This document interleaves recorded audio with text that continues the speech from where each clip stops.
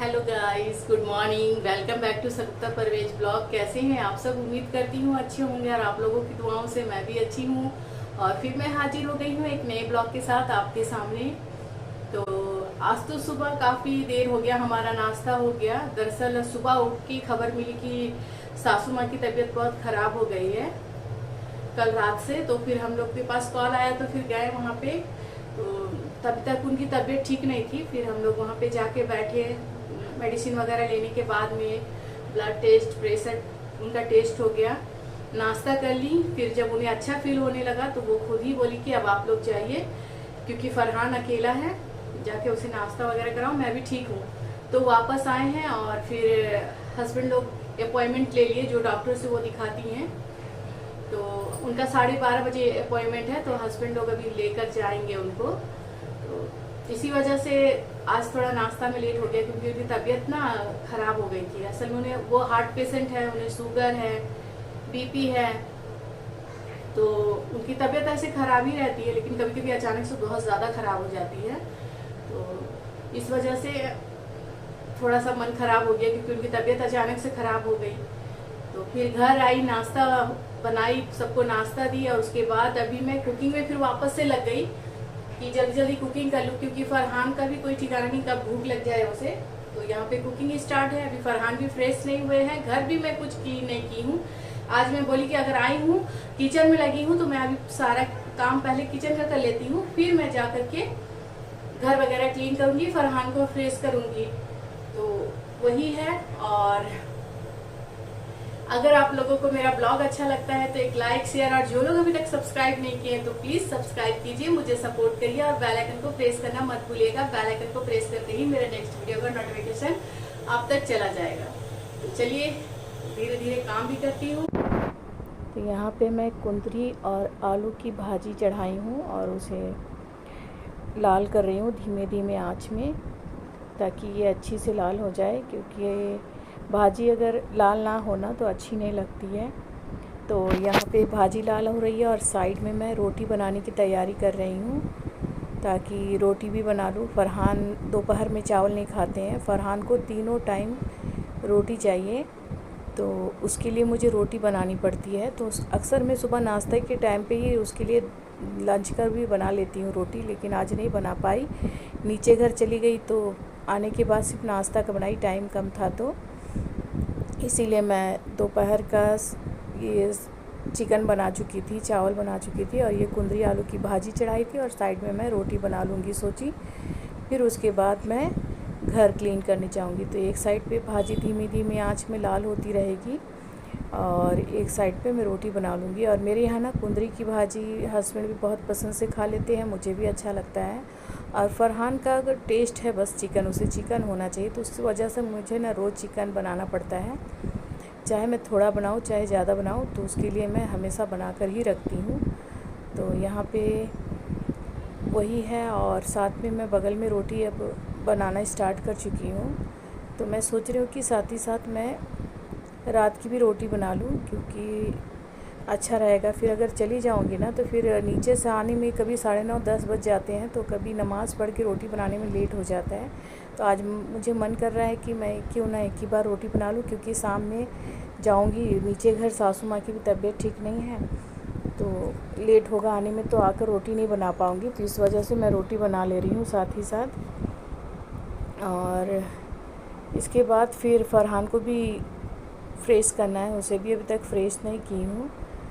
तो देखिए रोटी कितनी अच्छी फुली फुली बन रही है। और बाहर का वेदर का क्या बोलूँ, काम करने से गर्मी लग रही है, अभी भी ठीक से ठंडे आए नहीं हैं। जब ठंडा अच्छा से आ जाएगा ना तो बहुत अच्छा लगेगा, तो गर्मी कम लगेगी, क्योंकि मेरे किचन में बहुत गर्मी लगती है 6th फ्लोर होने के कारण। तो चलिए यहाँ पे मेरी रोटी बन रही है, और साथ ही साथ भाजी भी एक साइड पे चढ़ी हुई, दोनों एक साथ हो जाएगी। भाजी आधा कुक हो चुकी थी, बस धीमे धीमे आंच पे मैं उसे लाल कर रही हूँ। तो दोनों साइड पे चढ़ा लेने से ना चूल्हे में तो जल्दी पक जाती है, और टाइम की भी काफ़ी बचत हो जाती है इस वजह से। और आज काम करने का मन भी नहीं कर रहा था, क्योंकि लेट हो गया ना, और जिस आप काम करोगे और थोड़ा सा लेट हो जाएगा ना, तो और काम करना मुश्किल हो जाएगा और काम लगता है कि एकदम पहाड़ हो गया, मतलब भारी लगने लग रहा है।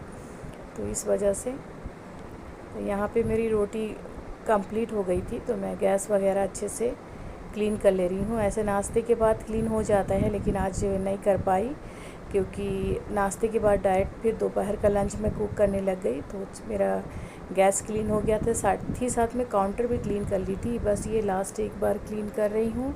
और इस गैस का स्टैंड भी मैं क्लीन कर चुकी हूँ, वो भी लगा दूँगी। तो किचन मेरा सारा क्लीन हो जाएगा और उसके बाद मैं किचन क्लीन करने जाऊंगी। तो देखिए किचन कितने अच्छे एकदम पूरा प्रॉपर मैं क्लीन कर चुकी हूँ। और जब किचन क्लीन हो जाता है ना काम करने के बाद, तो काफ़ी अच्छा लगता है, एकदम फ्रेश लगता है किचन। तो देखिए मेरा किचन एकदम क्लीन है। अब इसके बाद मैं आप लोगों को दिखाती हूँ कि दोपहर में मैं क्या लंच बनाई हूँ। तो लंच में बनाई हूँ कुंदरी और आलू की भाजी, और साथ में है चावल, और इस साइड पे मैं चिकन बना कर रखी हूँ। तो ये चिकन है और उसके साथ है रोटी, क्योंकि रोटी मेरे यहाँ मस्ट है, फरहान बिना रोटी का खाएंगे नहीं। तो ये है आज का दोपहर का लंच कुक करने के बाद में मैं सारे रूम वगैरह में झाड़ू लगा चुकी थी, क्योंकि उसके बाद मुझे पोछा लगाना है। तो मैं डस्टबिन बाहर रख चुकी थी, क्लीनर अभी आए नहीं थे ले जाने के लिए। तो मैं बोली कि चलो उससे पहले मैं रूम भी क्लीन करके डस्ट वगैरह उसी डस्टबिन में ले जाकर बाहर डाल दूँगी, तो एक ही साथ सारे रूम का डस्ट चला जाएगा। क्या वो तो सुबह आ जाते हैं, लेकिन आज किसी वजह से सुबह नहीं आए। तो मैं बोली कि चलो मैं जाकर चेक करके आई थी कि डस्टबिन अगर वो डस्ट फेंक दिए होंगे कचरे वगैरह तो मैं ले आऊँगी। तो देखिए नहीं फेंके हुए थे, तो फिर मैं बोली कि चलो इसे भी वहीं ले जाकर डाल देती हूँ, ताकि सारा कचरा एक ही बार बाहर डला जाएगा। तो यहाँ पे मेरा रूम पूरा क्लीन हो चुका है, किचन भी फाइनल में क्लीन कर चुकी हूँ, बस पोछा लगा लूँगी। तो ये पोछा हो जाएगा तो उसके बाद कपड़े भी मैं धुलने में लगाई हूँ। और यहाँ पे कपड़े मैं धो चुकी थी और यहाँ पे कपड़े ड्रायर में डाल कर गई थी, तो वो अच्छे से ड्राई हो गए हैं। तो उसे मैं स्टैंड में डाल दूँगी। और कपड़े बाहर भी मेरे डले हुए हैं, और कपड़े जैसे ही मैं डाल कर गई बारिश होने लग गई, तो मैं आज उठाई नहीं। मैं बोली थोड़ी देर के लिए बारिश होगी, चिटास नहीं आ रही थी तो छोड़ दी। तो यहाँ कपड़े डला चुके थे मेरे, और फिर उसके बाद आकर मैं डाइनिंग टेबल क्लीन करने लगी। तो यहाँ पे बस ये डाइनिंग टेबल क्लीन कर लूँगी ना, और उसके बाद सीट्स लगा लूँगी। उसके बाद फिर मैं बेसिन क्लीन करने जाऊँगी, तो मेरा सारा घर क्लीन हो जाएगा, सब तरफ एकदम साफ़ सफाई रहेगा। तो ये तो मेरा रोज़ का रूटीन है। बाय चांस कभी मैं स्किप कर दूँ तो कर दूँ, नहीं तो मैं रोज़ करती हूँ। तो यहाँ पे बेसिन भी मेरी क्लीन कर रही हूँ मैं, और ये भी मेरा रोज़ का है। अगर एक दिन ना करूँ ना तो मुझे सुकून नहीं होता है। कभी मेरी तबीयत वगैरह ख़राब हो गई तो भी मैं ये नहीं कर पाती हूँ, लेकिन नहीं तो मेरे रोज़ का ये सारा काम है, मैं रोज़ करती हूँ। इसीलिए कभी दिखाती हूँ, कभी स्किप कर देती हूँ आप लोगों को। तो यहाँ अच्छे से मैं बेसिन को अच्छे से क्लीन कर चुकी हूँ। और जब भी आप बेसिन क्लीन करें ना, हार्पिक से क्लीन करिएगा तो आपकी बेसिन एकदम क्लीन हो जाएगी, अच्छी दिखती है, एकदम साफ़ लगती है। तो मैं हमेशा हार्पिक से ही क्लीन करती हूँ। और नल वगैरह भी आप अगर हार्पिक से स्टील के क्लीन करोगे ना तो अच्छे से क्लीन हो जाती है। तो मैं रोज़ तो हार्पिक से नहीं क्लीन करती हूँ, बीच बीच में कर लेती हूँ, ऐसे नहीं तो मैं सर्फ डाल दूँ उसी से मैं अच्छे से क्लीन कर लेती हूँ। तो हफ्ते में 1-2 बार मैं हार्पिक से क्लीन करती हूँ। तो मेरे बेसिन देखिए इसी तरीके से हमेशा साफ़ सुथरा और अच्छा रहता है। तो यहाँ पे मेरी बेसिन अच्छे से क्लीन हो चुकी है। मैं साइड वगैरह सारे अच्छे से पानी डालकर भी पोंछ चुकी हूँ। और यहाँ पे सारा क्लीन करने के बाद में ये फ्रेश वाले हैंड टॉवल मैं रख चुकी हूँ। और इसके बाद यहाँ मैं फरहान को फ्रेश कर चुकी थी, और उसे फ्रेश करके बाहर निकाल कर ड्रेस पहना दी थी, क्योंकि हस्बैंड है नहीं, सासू माँ को लेके गए हैं डॉक्टर पास। तो चलिए यहाँ बेटा भी फ्रेश हो गया, इसके बाद मैं भी जाकर फ्रेश हो जाऊँगी, क्योंकि ज़ोहर की टाइम हो गई थी तो नमाज़ पढ़ चुकी थी। अब असर की टाइम होने वाली थी, मेरे काम करते करते असर का टाइम हो ही जाता है। तो चलिए मैं भी फ़्रेश होकर असर की नमाज़ पढ़ लूँ। तो यहाँ मैं फ़्रेश होकर के असर की नमाज़ पढ़ रही हूँ, और हस्बैंड अभी तक आए नहीं थे। वो आएंगे तो असर की नमाज़ हो जाने के बाद में हम लोग एक साथ में लंच करेंगे। अक्सर लंच हम लोग साथ ही करते हैं। तो हस्बैंड अभी आए नहीं थे, बस आ जाएंगे तक मेरी नमाज़ भी हो जाएगी असर की। और फरहान भी अभी तक लंच नहीं किए थे, तो हम सब साथ ही लंच करते हैं। तो चलिए मैं नमाज़ अदा कर लूँ असर की।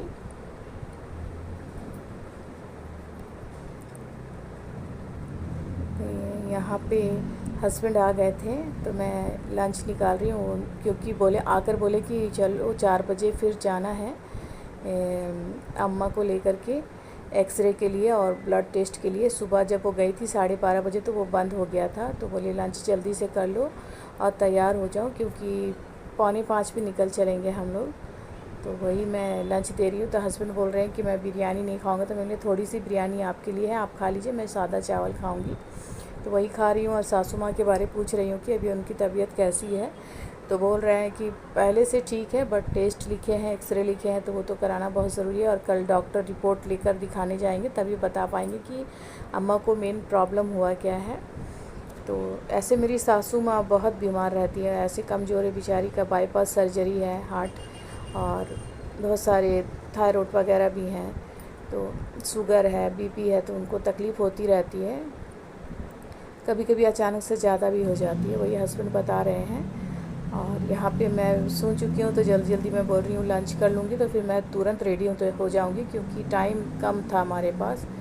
तो हस्बैंड बोले ठीक है, तुम लंच करके तुम रेडी हो जाओ, मैं फ़रहान को आराम से खिलाकर फिर रेडी होऊंगा। तो यहाँ पे फिर मैं सासू माँ को लेकर गई और यहाँ पे उनका एक्सरे हो गया था, तो वो चल नहीं सक रही थी, तो वही मैं उन्हें थोड़े दूर पर ही एक्सरे वाला रूम था, वहाँ से निकाल कर यहाँ लाकर बैठा दी हूँ। यहाँ वो थोड़े 10-15 मिनट बैठी और उसके बाद फिर हम लोग निकल गए। तो यहाँ पे हस्बैंड उनको उतार रहे हैं सीढ़ी से। अब वो अपने से कोशिश करती हैं कि मैं उतर जाऊँ, तकलीफ़ ना दूँ, तो बोली तुम नहीं पकड़ो, मैं, मेरे हस्बैंड का नाम परवेज़ है, तो उसको पकड़ कर मैं उतर जाऊंगी। तो वहाँ वो उतर चुकी हैं और ये देखिए मैं बता रही हूँ, यहाँ पे लेके गई थी और यहाँ पे वो गाड़ी में बैठ रही हैं, और बड़े वाले जेड भी गए थे साथ में।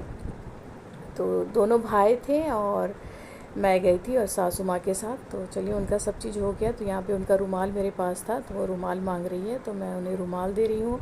और बैठते ही बोली कि मुझे चाय पीनी है। तो बाहर से कुल्हड़ वाली जो चाय होती है ना, वो काफ़ी अच्छी बनती है, तो वो वाली पी करके हम लोग जाएंगे। तो वो चाय पिए और चाय पीने के बाद ये यहाँ पे हम लोग अपने घर पे आ गए।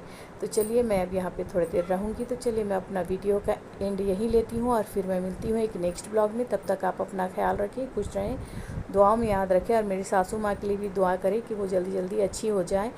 फिर मैं मिलती हूँ एक नेक्स्ट ब्लॉग में, तब तक के लिए बाय बाय।